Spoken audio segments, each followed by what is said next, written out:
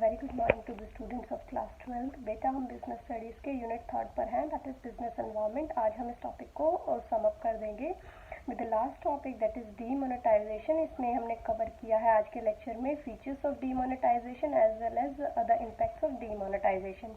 Also, I try to cover the topic that is economic reforms in the new policies के terms पे हमने क्या क्या economic reforms को देखा है. To start today our topic that is demonetization. See, what demonetization meaning is withdrawal of the status of legal tender to the currency in circulation is called demonetisation. यानी कि आप जब लीगल टेंडर किसी currency का legal tender जो आपने economy में पास किया हुआ था उसको आप विड्रॉ कर लेते हो या उसके एग्जिस्टेंस को ही ज़ीरो कर देते हो, नलीफाई कर देते हो, तो उसे हम कहते हैं डीमोनेटाइजेशन। नवंबर 8, 2016 को हमारा रीसेंट डीमोनेटाइजेशन जो है वो एग्जिस्ट हुआ था। उसमें हमारी गवर्नमेंट ने, इंडियन सेंट्रल गवर्नमेंट ने 500 और 1000 रुपीज़ के जो नोट्स थे उनको विड्रॉ कर लिया था फ्रॉम सर्कुलेशन। लेकिन बावजूद इस विड्रॉल के जो इसका पर्पस था वो ये था कि जो भी ब्लैक करेंसी है, जो भी ब्लैक मनी है, उसका सर्कुलेशन बंद किया जा सके या उसको वाइट में कन्वर्ट किया जा सके, या यूँ कहें कि जो हिडन मनी है, हिडन करेंसी है, जो लोगों ने अपने पास में अलग तरीके से ब्लैक के रूप में हाइड करके रखी हुई है, उसको हाईलाइट किया जा सके। इस डीमोनेटाइजेशन के अंदर बहुत सारे लोगों के ब्लैक करेंसीज को पकड़ा भी गया था। बहुत सारे लोगों के यहाँ पर सिस्टम के अंडर जाने के बाद में, प्रोसीडिंग्स के बाद में रेड्स भी आई थी ऑलमोस्ट। लेकिन इसके बावजूद भी almost 87% of the currency in circulation was withdrawal by this. सिर्फ 87% पॉपुलेशन जो है उसका ही हमें करेंसी जो है वो विड्रॉ हो पाया था। बाकी का 13% वो हमारा विड्रॉ नहीं हो पाया। Only banks are having authority कि आप लोगों के नोट्स या करेंसी नोट्स 500 एंड 1000 के नोट्स जो आप लोगों के पास थे, कॉमन पब्लिक के पास, सिर्फ वहीं एक्सेप्ट हो सकते हैं। इसके अलावा आपके किसी किराना स्टोर, किसी भी अदर शॉप, किसी भी अदर बिजनेस हाउसिंग में आपके 500 और 1000 रुपीज़ के जो नोट्स हैं वो एक्सेप्टेबल नहीं है। From the middle of the night very next morning, यानी कि 8 नवंबर को वो सर्कुलेशन पास किया गया, वो नोटिस पास किया गया जनरल पब्लिक को, एंड 9 नवंबर से 500 एंड 1000 के नोट्स टोटली ज़ीरो वैल्यू के हो गए थे। सिर्फ बैंक्स को ये अथॉरिटी दी गई थी कि वो इन नोट्स को एक्सेप्ट कर सकते हैं। By this action central governments economies faced liquidity crisis. Okay, सबसे पहले आप ये समझिए कि लिक्विडिटी क्राइसिस होता क्या है। लिक्विडिटी क्राइसिस का मतलब है जब आपके पास में मनी सर्कुलेशन करने के लिए या मनी को सर्कुलेट करने के लिए पैसा मार्केट में होता है। जबकि ये 500 और 1000 रुपीज़ के जो नोट्स हैं ये सब के सब लोग कहाँ डिपॉजिट कर रहे थे? बैंक्स में डिपॉजिट कर रहे थे।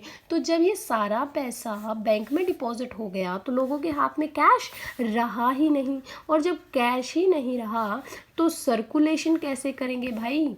एक शॉप से दूसरी शॉप, दूसरी शॉप से फिर तीसरी शॉप, इस तरीके से मनी का जो सर्कुलेशन होता था पहले, जिसे हम लिक्विडिटी बोलते थे, वो अब काफ़ी रिजिड हो गया था।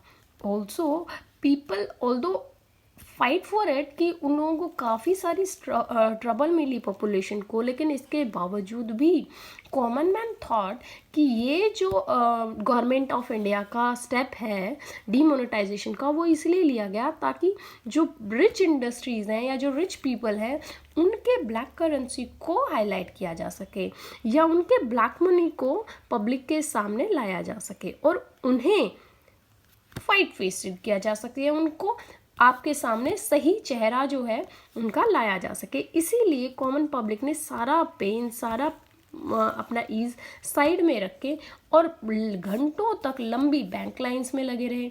और इसके बावजूद भी जो फीडबैक आया वो ये आया कि 87% करेंसी ही जो आरबीआई की पब्लिश्ड करेंसी होती है ना, आरबीआई जितना भी करेंसीज को पब्लिश करती है, जितनी भी करेंसीज को अपने पास से प्रिंट करती है, उनका रिकॉर्ड रखती है। तो उस रिकॉर्डेड डाटा से इन्होंने पता किया कि सिर्फ 87% करेंसी ही, इन्होंने 100 रुपीज़ सपोज कीजिए कि आपने 500 और 1000 के 100 नोट्स जो हैं वो सर्कुलेट किए थे करेंसी के तौर पे मार्केट में प्रिंट करके, ओके। लेकिन उसमें से 87 यानी 870 नोट्स ही 500 के और 870 नोट्स ही 1000 के वो आपको रिकवर हुए। बाकी के 130 नोट्स 500 के और 130 नोट्स 1000 के वो आपको रिकवर हुए ही नहीं। ये आरबीआई का डाटा है जो उन्होंने बाद में रिवील किया after this demonetisation. Topic is features of demonetization. See, the very first one is that tax administrative measures. Government of India को क्या चाहिए था कि उसके जो टैक्स एडमिनिस्ट्रेशन है या टैक्स जो उसने अमेंड करने के लिए जो अपने डिपार्टमेंट्स लगा के रखे हैं क्या वो ठीक तरीके से काम कर रहे हैं, जस्ट टू चेक कि उनकी वर्किंग प्रॉपर है या नहीं है, उनका स्टाइल कहीं आउटडेटेड तो नहीं, क्या वो अपडेटेड सारे डेटा को फॉलो कर रहे हैं या फिर कहीं कोई लूपहोल तो नहीं जिसकी वजह से ब्लैक मनी जो है वो इंडिया में बहुत ज़्यादा बढ़ रही है. तो उसके वजह से भी डीमोनेटाइजेशन का फीचर जो है वो अमेंड करना बनता था. Next is tax evasion control measures, यानी कि जो लोग टैक्स की चोरी करते हैं ना, टैक्स पे नहीं करते हैं, उनके ऊपर क्या लगाना पड़ेगा, पेनल्टीज़ लगानी पड़ेगी, उनके ऊपर बहुत स्ट्रिक्ट रूल्स सेट करने पड़ेंगे, तब जा कर के ये लोग समझेंगे कि टैक्स देना क्यों ज़रूरी है. Next is channelising savings into formal financial system. वो कैसे पॉसिबल हुआ, via banks, other financial institutions like आपके जो अदर चैनल्स हो सकते हैं जिनके मोड्स के थ्रू आप अपने सेविंग्स को, आप अपने फंड्स को क्या कर सकते हो, formal sources, formal financial systems में डाल सकते हो. सारी की सारी सेविंग्स आपके पास घर में रहेंगी तो कुछ यूज़ नहीं होने वाला है. लेकिन अगर आपकी सेविंग्स बैंक में गई so you will cut a percentage of hike और interest on your savings at least 4%, कम से कम 4% तो आपको इंटरेस्ट मिलेगा. Next is creating less cash और कैश लाइट इकोनॉमी, और ये चीज़ हुई भी. जैसे कि पहले भी थी, पेटीएम ऐप है, आपके पास में मोबीक्विक ऐप है, आपके पास में और गूगल पे है, काफ़ी सारी ऐप्स जो थी वो उस टाइम पर भी थी. लेकिन जैसे ही एक कैशलेस या कैश लाइट इकोनॉमी का फीचर या डीमोनेटाइजेशन का जो अमेंडमेंट है गवर्नमेंट ऑफ इंडिया ने किया, उसके बाद अचानक से बहुत बड़ा बूम आया और बहुत सारी नई ऐप्स जो हैं वो आपको देखने मिली. जैसे भीम ऐप है, मोबीक्विक है, फ्री चार्ज है, पेटीएम है, ओला है, बहुत सारी ऐप्स जो है वो ऑनलाइन आपको देखने मिली जो कि कैश लाइट या कैशलेस इकोनॉमी को सपोर्ट करते थे. इनमें जो एक अच्छा हाइक जो है वो इंडिविजुअल्स को इस डीमोनेटाइजेशन की कंडीशन से बकअप करने में हेल्प की. Impacts of demonetisation.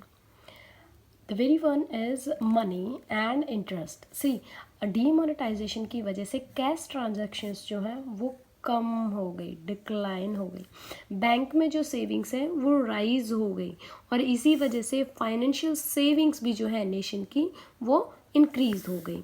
Next up is private wealth. Private जो सेक्टर्स हैं उनकी वेल्थ के ऊपर, उनके फाइनेंशियल सिस्टम के ऊपर कुछ फ़र्क पड़ा. येस, दे डिक्लाइंड. क्यों? क्योंकि जो बड़े जो न्यू करेंसी नोट्स थे, जो ओल्ड करेंसी नोट्स थे 500 और 1000 वाले, उनको तो गवर्नमेंट ने विड्रॉ कर लिया, लेकिन उनके इंस्टेड उन्होंने न्यू हाई वैल्यू वाले करेंसी नोट्स को जनरेट नहीं किया पब्लिक में.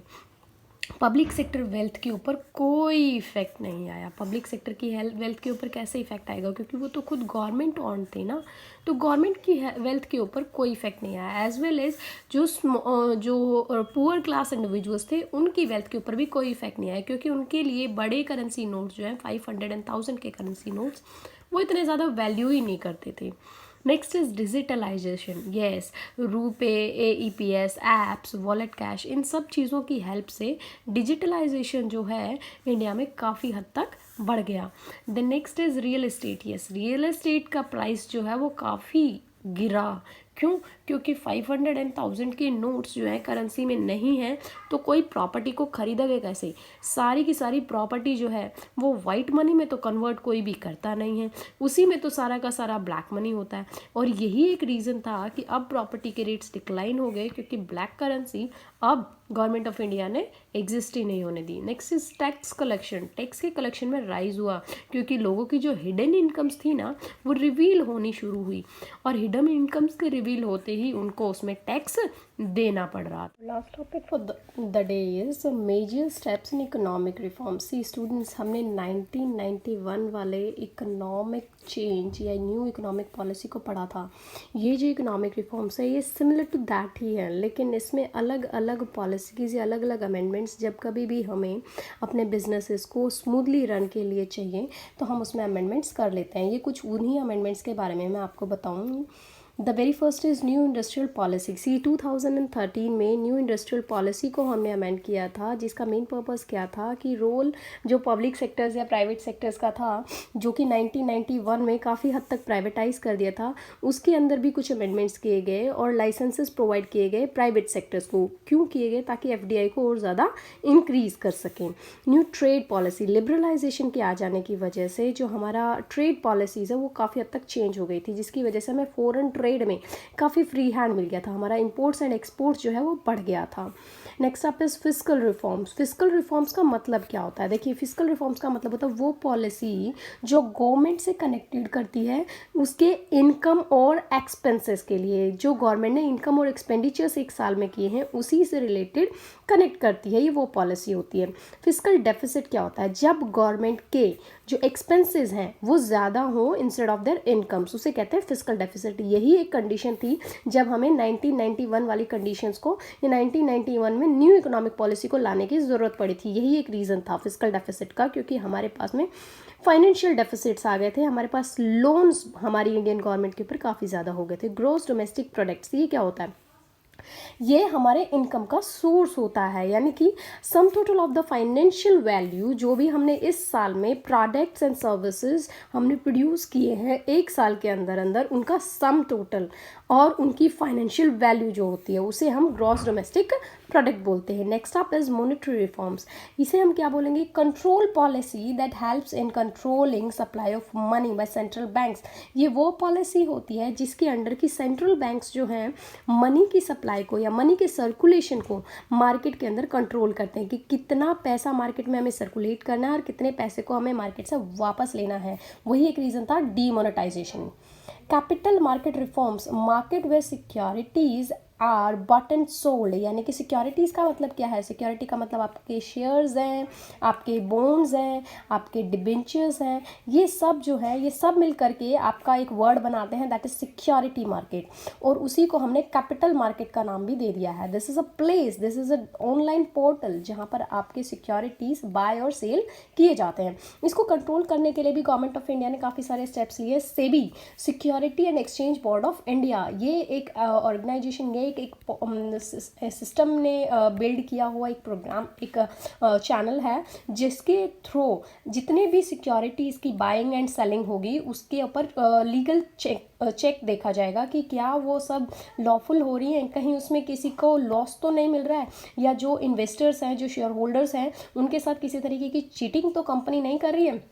Next step is interest rate जो है डिबेंचर्स के ऊपर, उनको डिसाइड करने का चांस मिल गया। किसको? कंपनीज को। डिमांड और सप्लाई के बेसिस के ऊपर इंटरेस्ट रेट अब डिसाइड होगा किसका? डिबेंचर्स का। एक और चीज़ आई that is mutual funds. Mutual funds के अंदर प्राइवेट जो कंपनीज हैं, प्राइवेट जो वेंडर्स हैं, उनको अलाउ कर दिया गया कि म्यूचुअल फंड्स के अंदर अब इंडिविजुअल पब्लिक कोई भी म्यूचुअल फंड्स में इन्वेस्टमेंट कर सकता है। Last up is dismantling price control. Dismantling का मतलब है इससे पहले बिफोर 1991 जो प्राइस कंट्रोल का पूरा प्रोसीजर था वो गवर्नमेंट के अंडरटेकिंग में था, लेकिन 1991 की न्यू इकोनॉमिक पॉलिसी के बाद गवर्नमेंट ने ये सारा का सारा कंट्रोल जो है प्राइवेट इंडिविजुअल्स के हाथ में दे दिया और उन्हें अलाउ किया, क्योंकि प्रोडक्ट आप बनाते हो, प्रोडक्ट की कॉस्ट क्या होगी वो आपको पता है, तो प्रॉफिट मार्जिन भी आप ही डिसाइड करो। सो फाइनली प्राइस को डिसाइड करने का काम भी किसको दे दिया? प्राइवेट ऑर्गेनाइजेशंस को दे दिया। That's it for the day students.